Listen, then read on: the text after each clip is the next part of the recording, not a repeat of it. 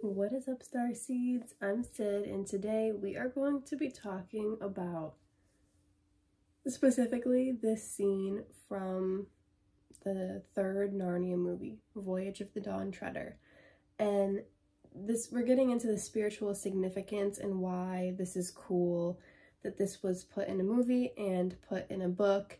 And if you guys don't know, I love the whole Narnia series. I have listened to, I will link the YouTube channel. It was over a year ago that I binge listened to the audiobooks of all of the Narnia series books. I believe there's 7.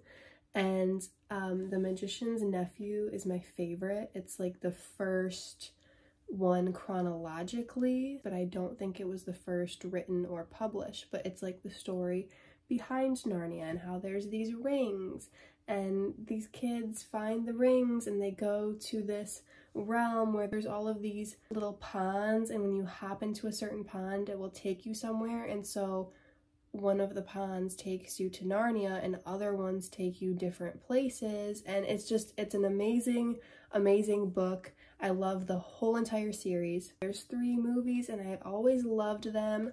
But anyways, in the Voyage of the Dawn Treader, in the book and in the movie, I have always had this in the back of my mind, like even since the first time seeing the movie, The Voyage of the Dawn Treader, I was like, wow, this scene with the cave, the whole concept of the island where you go into the cave and all of your thoughts turn into reality. Your darkest nightmares, you know, they manifest, they become your reality. You create them, your thoughts get created. So, and in the movie, everyone is putting emphasis on your worst nightmares happen in this cave on this island where they have to look for like the last sword. Anyways, the emphasis is put on the negative, that the negative manifests. But it's interesting because then Lucy actually manifests something positive. She calls out for help. I always thought that was cool, but just the concept of the cave and the island in general, I was like, wow, that's cool. Because I have always believed, for some reason my whole life I knew that whatever you think, any scene you picture in your head, just anything you visualize, anything you conjure up in your mind, it's somewhere. You know what I mean?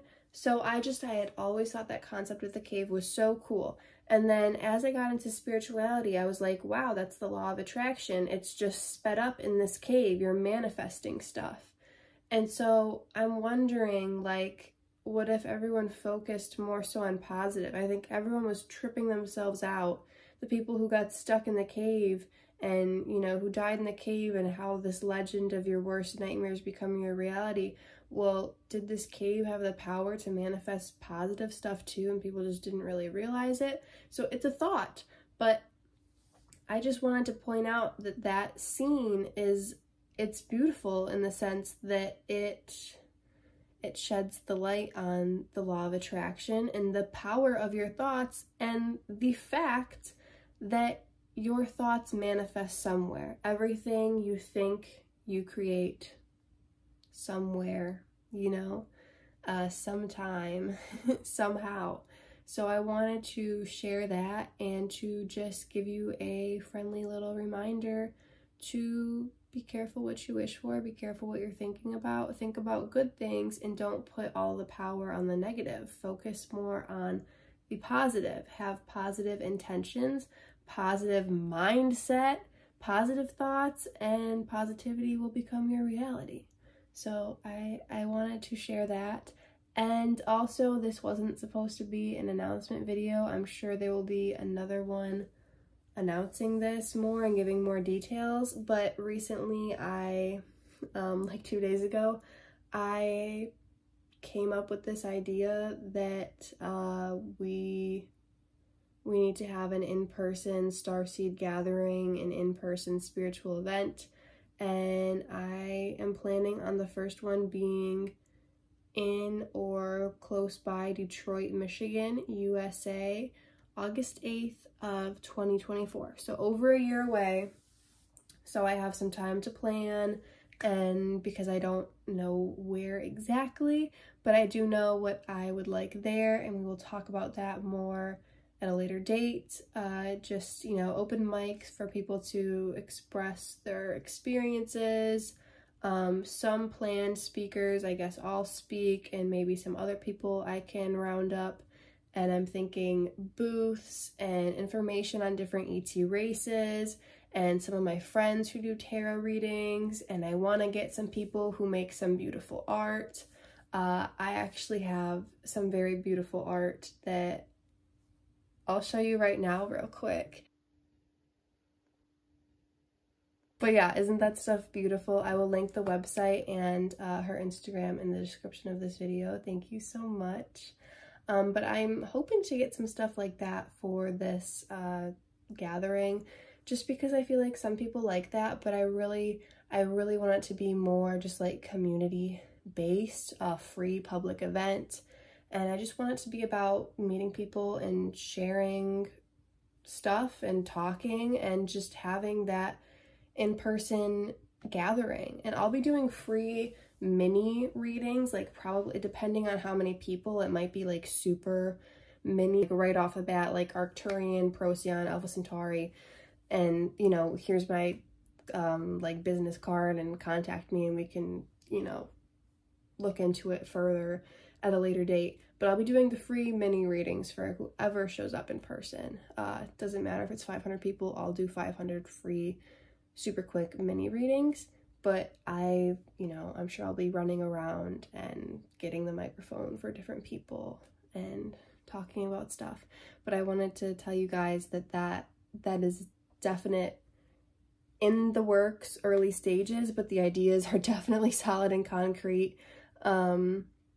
I just need a place to do it, and then I'm going to start spreading the word on it. I can't make a Facebook event for it yet because it has to be a year, no longer than a year in advance. So on August 8th, this Lionsgate portal, I will create the event on Facebook and share it that way.